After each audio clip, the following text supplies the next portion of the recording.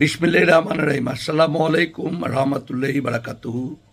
দেশে বিদেশে জাতীয় পার্টির সকল নেতা কর্মী শুভাকাঙ্ক্ষীদেরকে আমার শুভেচ্ছা।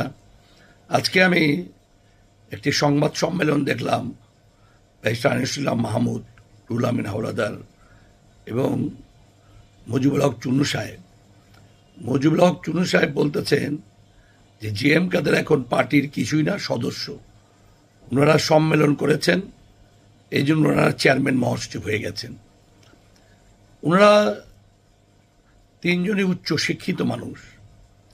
কিছু মানুষ আছে না, আপনি যতই সত্য কথা বলেন সে বুঝবে যে এটা সত্য কথা, তারপরও গোর্তামি করবে যে না আমি এটা মানি না, আমি এটা মানি না।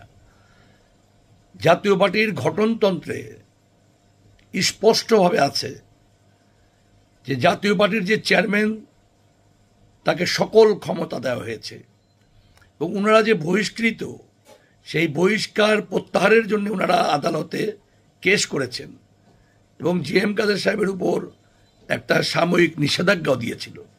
তো সেখানে আদালত কোথাও বলেনি যে তাদের নিষেধাজ্ঞা তুলে নেন। পরবর্তী পর্যায়ে ওনারা উপায় না পেয়ে ওটা প্রত্যাহার করে। এই জন্য প্রত্যাহার করে যেহেতু তারা একটি সম্মেলন করে, তো কেস থাকলে তার সম্মেলন হয় না। আর ওনারা যে সম্মেলন করে সেই সম্মেলন কোনো বৈধ সম্মেলন না। যারা সেই সম্মেলনে উপস্থিত ছিল তারা সবাই বহিষ্কৃত। যদি এইরকমই হইতো যে সম্মেলন করলেই আমি বৈধ, সম্মেলন আমি বহিষ্কার হই, যাই হই, চেয়ারম্যান আমাকে বের করে দিয়েছে, সম্মেলন করলেই আমি বৈধ জাতীয় পার্টি, তাহলে আনোয়ার হোসেন মঞ্জু কি দোষ করেছে? কাজী জাফর, গোলাম মাওলা, নাজিউর রহমান মঞ্জু বা অন্য যারা জাতীয় পার্টি ভেঙ্গে, মতিন, হুদা, যারা ভেঙ্গে আলাদা হয়েছে, তারা তো কেউ জাতীয় পার্টির লাঙ্গলও পায়নি, বৈধ জাতীয় পার্টির স্বীকৃতিও পায়নি।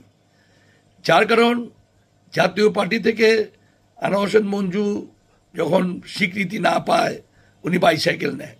আর বাকি জাতীয় পার্টি তো নিবন্ধনে এখন পর্যন্ত পায়নি।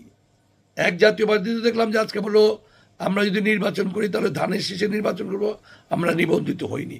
তাহলে এইগুলো সব জাতীয় পার্টি তো সম্মেলন করেছে। তো সম্মেলন করলে যদি চেয়ারম্যান হওয়া যায়, মহাসচিব হওয়া যায়, তাহলে তো প্রতিদিন এরকম বিভিন্ন দল থেকে বেরিয়ে, বিএনপি, আওয়ামী লীগ, অন্য দল থেকে বেরিয়ে বলবে আমি সম্মেলন করেছি, ধানের শীষ আমার, দাড়িপাল্লা আমার, এইটা আমার, সেইটা আমার।